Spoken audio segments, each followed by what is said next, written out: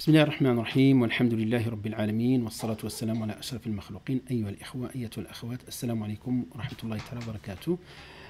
Nous avons rendez-vous aujourd'hui avec le troisième hadith parmi les hadiths concis, al-hadith al-mukhtara. Et le hadith d'aujourd'hui, c'est un hadith choisi par rapport aux 10 premiers jours de l'Hijjah. Ce sont des jours au milieu, qui se situent au milieu des mois sacrés, les 3 mois sacrés. Nous avons le mois de Al-Qa'da qui est passé, le mois de l'Hijjah, et ensuite il y aura le mois Muharram. Donc, comme le prophète sallallahu alayhi wa sallam a dit, Thalatun mutawaliyat, lorsqu'il a défini les mois sacrés, il a dit 3 qui se suivent, de Al-Qa'da, de l'Hijjah ou Muharram. Et dans les mois de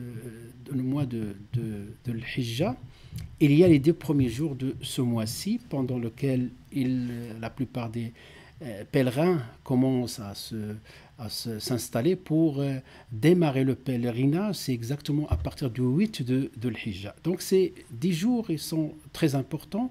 Ce sont des jours, même le prophète sallallahu alayhi wa sallam va rappeler leur importance et leur mérite. Donc notre hadith est un hadith rapporté par le Bukhari d'après Abdullah ibn Abbas.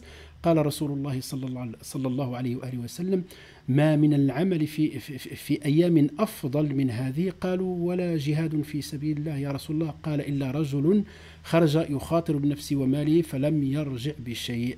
Le hadith où le prophète sallallahu alayhi wa sallam disait il n'y a pas d'œuvre meilleure que celle faite en ces 10 jours. Il parle des 10 jours de Al-Hijjah. Ensuite, ils ont posé la question, même quelqu'un qui fait la lutte fi sabilillah, il a dit sauf un homme qui est sorti risqué, c'est-à-dire un cas très exceptionnel, risquer sa vie et ses biens et qui ne reviendrait avec rien.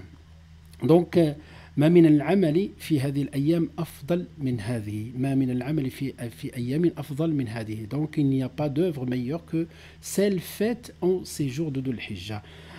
بطبيعة الحال c'est des jours, ils sont évoqués dans le Coran. Allah subhanahu wa ta'ala dit وَالْفَجْرِ وَلَيَالٍ عَشْرٍ, c'est-à-dire par l'aube et par les 10 jours. Dans le tafsir d'Ibn Kathir, les 10 jours sont des jours, les premiers 10 jours de l'Hijjah. Et كذلك Allah azza wa jalla في سورة الحج, le pèlerinage, dit يَشْهَدُوا مَنَافِعَ لَهُمْ وَيَذْكُرُ اللَّهَ فِي أَيَّامٍ مَعْلُومَاتٍ. Et pour qu'ils participent à des avantages qui leur ont été accordés et qui invoquent le nom d'Allah pendant des jours fixés, pendant des jours ma'loumat, connus. Et ces jours-là, d'après Ibn Abbas, le mufassir numéro 1 de le Coran, l'exégèse ou l'exégète numéro 1 de le Coran, il disait ce sont les 10 premiers jours de Dhul Hijjah. Et voilà, donc كذلك روي عن الصحابة, donc il a été relaté dans d'autres hadiths que les sahaba évoquaient, même ils rentraient dans les marchés pour rappeler les gens de dhikr pendant ces jours-là. Donc voilà, qu'est-ce qu'on peut tirer comme leçon par rapport à ce hadith-là. La première chose, quand on regarde en ce moment-là, il y a 2 mérites ou bien 2 sacralités. Les sacralités des lieux pour ceux qui font le pèlerinage et les sacralités du temps également. Et donc, première leçon, donc on s'adresse à ceux qui ont une intention sincère et qui souhaitent faire le pèlerinage, mais ils étaient empêchés, c'est-à-dire il y a un empêchement valable, ils ont l'intention ferme. Ces gens-là, donc la première leçon qu'il faut tirer à partir de ce hadith-là, c'est que Allah subhanahu wa ta'ala leur a accordé, leur a accordé ces jours-là pour qu'ils continuent à se rapprocher d'Allah subhanahu wa ta'ala. Autrement, s'il n'y a pas la sacralité des lieux, il y a la sacralité du temps. Yani min sharafi al-makan ila sharafi al-zaman. Et donc c'est pour cela, s'il y a l'intention sincère, comme le hadith rapporté aussi par al-Bukhari d'après Anas ibn Malik, le prophète sallallahu alayhi wa sallam, en revenant de Tabouk, il disait aux compagnons Inna bil madinati unas ma sirtum masiratan aw qata'tum wadiyan illa kanu ma'akum fil ajr. قالوا وهم بالمدينة يا رسول الله قال وهم بالمدينة حبسهم العذر. Donc le prophète sallallahu alayhi wa sallam, il évoque dans ce hadith-là, il y a des gens qui n'ont pas pu partir avec le prophète sallallahu alayhi wa sallam dans cette expédition de Tabouk. Et même le Coran nous fait référence par rapport à cette catégorie de personnes. Quand ils sont venus voir le prophète sallallahu alayhi wa sallam, ils ont dit on n'a pas les moyens, on n'a pas de monture. Le prophète sallallahu alayhi wa sallam leur a dit moi non plus, je ne peux pas je peux pas vous garantir une monture. Allah il décrit leur sincérité, ils ont fait demi-tour alors que les larmes coulent. Ils avaient la sincérité, ils étaient sincères, ils étaient fermes. Et c'est pour cela Allah Allah subhanahu wa ta'ala, Allah subhanahu wa ta'ala ne les a pas oubliés. Et donc c'est pour cela le prophète sallallahu alayhi wa sallam, il a dit il y a à Médine des hommes que chaque fois que vous parcouriez une contrée et que vous traversiez une vallée était avec vous dans l'Ajr. Ils ont dit alors qu'ils sont à Médine, seule la maladie les a retenus, ou bien ils avaient une excuse valable. Voilà donc la première leçon à tirer de ce hadith là, c'est que si on a vraiment la sincérité, si on est sincère, on partagera Inch'Allah avec les pèlerins le pèlerinage dans l'Ajr. Pourquoi? Parce que l'empêchement. Il y a des gens dans des pays, dans le pays musulman, ils sont dans la liste d'attente depuis des années. Et quand le tirage se fait, ils ne sont pas dans cette liste-là, ils sont sincères. Pareil que ceux qu'Allah subhanahu wa ta'ala a évoqués dans le verset que j'ai cité. Et donc, c'est cela, on va leur dire, alhamdulillah, la khawfun alaykum, n'ayez pas de crainte par rapport à ça. Allah subhanahu wa ta'ala voit ce que vous avez dans le cœur. Et en même temps, Allah vous a accordé sharafuz zaman. Et donc, la sacralité du temps, et la sacralité du temps, où qu'on soit, on peut profiter, bénéficier de l'avantage de ces mois, de ces jours de l'Hijjah. Donc, Allah, il les a évoqués, on a dit dans Surat Al-Fajr. Allah, il a évoqué l'importance dans Surat Al-Hajj, et le prophète sallallahu alayhi wa sallam les a définis exactement. Il s'agit du premier jusqu'au 10 de Dhul-Hijjah. Et donc, qu'est-ce qu'il y a dans ces jours-là? Pourquoi ils sont les meilleurs? Les ulama, ils ont posé la question, mais les 10 dernières nuits du mois du Ramadan, on a toujours dit que les meilleures nuits. La réponse, c'est que pour le mois du Ramadan, c'est les 10 dernières nuits les meilleures. Pourquoi? Parce que dans ces nuits-là, il y a une nuit qui est Laylatul Qadr. Quant aux jours de Dhul-Hijjah, ce sont les jours, on parle plus des jours. Et pourquoi ils sont les meilleurs? Parce qu'il y a Arafah plus Eid al-Adha. Parce qu'il y a les deux. Eid al-Adha ou Arafah sont les meilleurs jours de l'année. C'est pour cela que ces 10 jours sont les meilleurs de l'année. Donc, pour comprendre les deux hadiths, pour les 10 dernières nuits du mois du Ramadan, ce sont les meilleures nuits.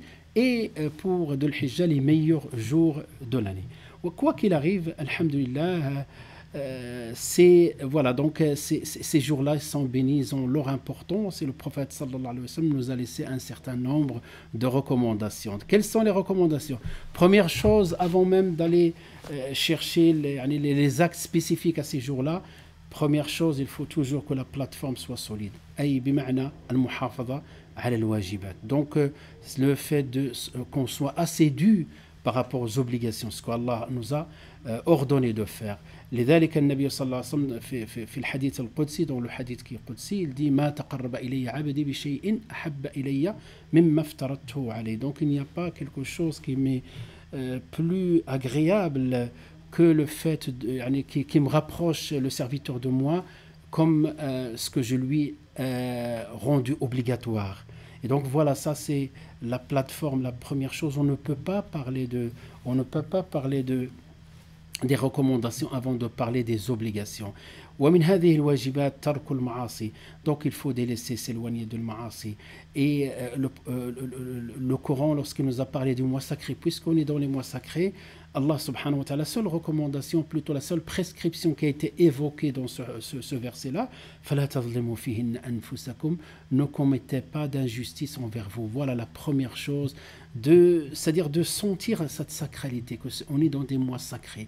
Avant toute chose, avant même de commencer à regarder qu'est-ce qu'on peut faire comme recommandation, ce qu'on peut faire comme actes sérogatoires, on va faire un inventaire et un bilan par rapport aux obligations et par rapport aux devoirs, et aussi le fait de délaisser al-ma'asi, délaisser les péchés et surtout les grands péchés. Ça, c'est première chose. La deuxième chose, donc, المحافظة على الطاعات والذكر وقراءة القرآن والتسبيح والتهليل إلى غير ذلك الأذكار le dhikr, parce que Allah subhanahu wa ta'ala aussi dans le Coran, lorsqu'il a parlé des mois sacrés, il a dit فَلَا تَظْلِمُوا فِيهِنَّ أَنفُسَكُمْ. Mais lorsqu'il a parlé des 10 jours dans ces mois sacrés, il a dit subhanahu wa ta'ala لِيَذْكُرُوا اللَّهَ فِي أَيَّامٍ مَعْدُودَاتٍ, pour qu'il évoque. Et donc là il a mentionné, il a souligné quelque chose de très important, à savoir donc le dhikr, le tasbih.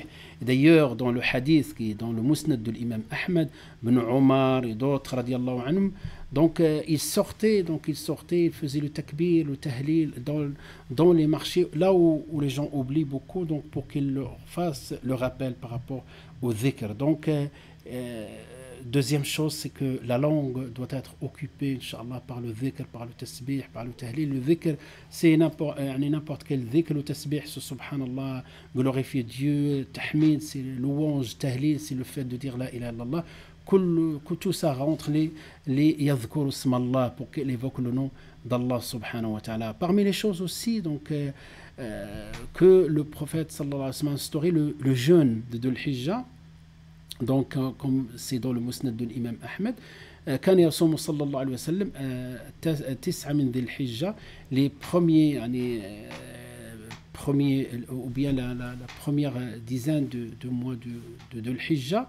Donc, quand on dit dizaine, parce que le 10 c'est un jour de l'Eid, simplement il fait un jeûne jusqu'à ce qu'il sacrifie sa bête, et à partir de là, c'est pas un jeûne tel qu'il est défini dans le sens terminologique. المعنى الشرعي هو من طلوع الفجر إلى غروب الشمس. Donc c'est pas de cette manière-là, mais le jeûne, dans le sens terminologique, de 1er jusqu'au 9, le prophète sallam le pratiquait, et en particulier le jeûne de Arafat. Le Arafat, donc voilà, ces 10 jours, ils vont être couronnés premièrement par Arafat et ensuite par Eid al-Adha. Donc quant à Arafat, le prophète sallallahu alayhi wa sallam et tamanna, donc la récompense, il souhaitait que Allah subhanahu wa ta'ala pardonne les péchés par ce jeûne-là, du jour de Arafat, voilà, donc de pardonner les péchés de l'année passée et l'année future. Donc bien sûr, il faut comprendre les choses dans leur contexte. C'est que quand on parle de pardonner les péchés, d'une manière générale, les petits péchés. Quant aux grands péchés, il faut faire un repentir lié à ça. Quand il s'agit aussi qu'on est redevable de quelque chose, il faut réparer, etc. Donc là, le sujet de repentir, il faut le comprendre dans son intégralité. Mais voilà, donc tout ce qui est la même, tout ce qui est petits péchés seront pardonnés, que ce soit de l'année passée et de l'année future. Parmi les choses aussi, donc, avec lesquelles on couronne ces 10 jours de Dhul Hijjah, al-Udhiyah. Allah subhanahu wa ta'ala, il a parlé de sacrifice, il a rappelé même que toute communauté, donc les gens qui nous ont précédés, les gens du livre qui nous ont précédés, لِكُلِّ أُمَّةٍ جَعَلْنَا مَنْسِكًا يَذْكُرُ اسْمَ اللَّهِ عَلَيْهِ.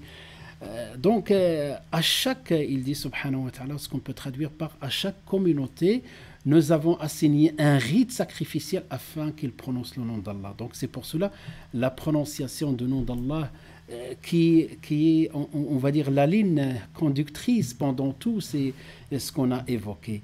Et l'évocation d'Allah subhanahu wa ta'ala, même le pèlerinage, lorsque Allah subhanahu wa ta'ala a parlé de pèlerinage, lorsque Ibrahim a dit Rabbi inni askantu min dhurriyyati biwadin ghayri dhi zar'in 'inda baytika al-muharram rabbana liyuqimu as-salat, pour qu'il accomplisse la salat.